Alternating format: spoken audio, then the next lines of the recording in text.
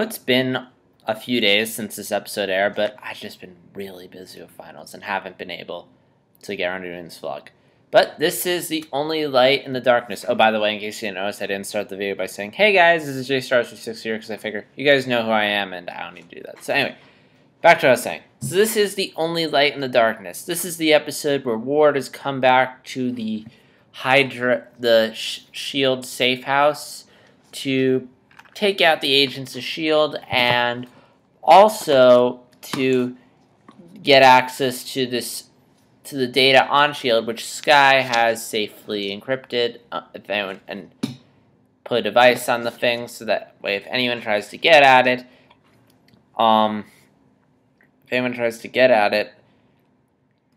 they will delete it. So Ward goes there. Coulson, Fitz, Simmons, and that black guy whose name I can't remember, they go out to capture this prisoner this escaped prisoner who has superpowers. And they go out and capture him. Meanwhile, May leaves the team because of her issues with Coulson. And Ward is trying to get information out of Skye, but unfortunately, while Ward is out of the room, Skye discovers that Ward is Hydra because she finds the dead body of Patton Oswalt, who died in this episode. No! And now they are taking off on the bus. They take the bus because Ward wants Skye to help him get at the data, and now Skye knows what Ward wants, and Skye's just going along with this so that way Ward doesn't kill her. So, this... Again, while the show is finding its stride, I kind of lost me in this one. First off, I feel like it's starting to overdo the references at this point. There were a lot of references to Avengers, and a lot of them felt forced. Also, even if the Ward room and Skye rooms at this point, it's fake, and Ward is just to an extent, just using Skye, it's still kind of cheesy. Also, they killed off Patton Oswalt. He just showed up at the very end of the last episode, and at one point during this episode, and he's dead. I just find that really sad. And also, while I like Ward, especially now that I think he's from Hydra, which is really weird to think that he's been a bad guy this whole time, I think it's sad that I'm rooting for Ward. That first off, now all of a sudden I'm interested in Ward, and not only that, but I don't feel anything for the other characters. Like, even Skye, who's, like, in danger, and I don't care for her, and I think that just shows how weak the characters are. I mean, the fact that I usually, when I'm bored, don't find the main characters interesting, I root for the villain, just because I find villains tend to be a bit more interesting than heroes when they aren't written very well. Again, unless it's Avatar: The Last Airbender, where both the hero and the villain are both really good. And same thing with Adventure Time, where I really like the hero and the villain.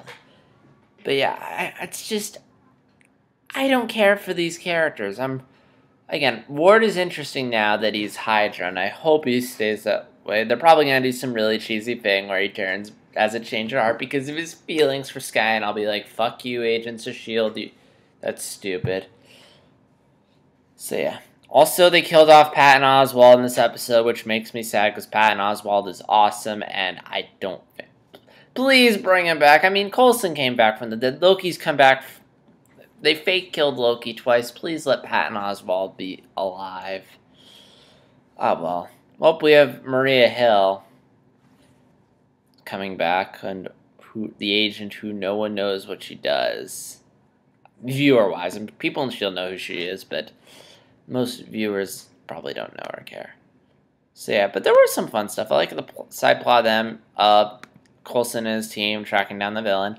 I did like their little plan to capture the villain. It was very heist. It reminded me of Sly Cooper when they have the heist, or Scooby-Doo when they have the plan to capture the monster. It's like, okay, gang, you'll set the bait, and then when the monster comes down there,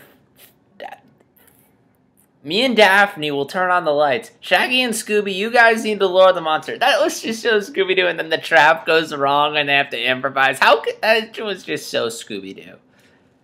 It was still fun. Also, there was some amusing scene. I love the violin scene where the woman's playing the violin, and We're coming back to Skye, discovering that Ward is Hydra. Also, the lie detector scene is amusing. Again, Patton was awesome.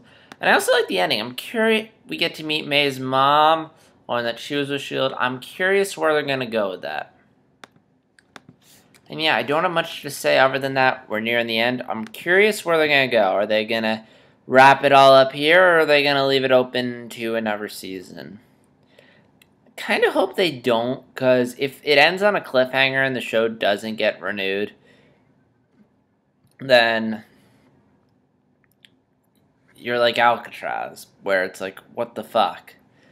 But at the same time, it's like, you know, if they want to, they want to. But don't end on a cliffhanger unless you know for a fact that you're going to get another season. Like, you can end it, but leave it open to more, like Avatar The Last Airbender Season 1 did, but don't end that season on a cliffhanger unless you know that you're going to get that season. Like Avatar The Last Airbender. After Season 1, Nickelodeon ordered 2 more seasons, so when they ended Season 2, they knew they were going to have Season 3, so they had no problem just ending it on a cliffhanger.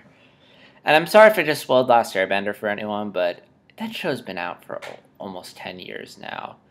So I think most people have seen it. And yeah, that's basically all I have to say. This is JStar360, and I'll see you guys in the next vlog.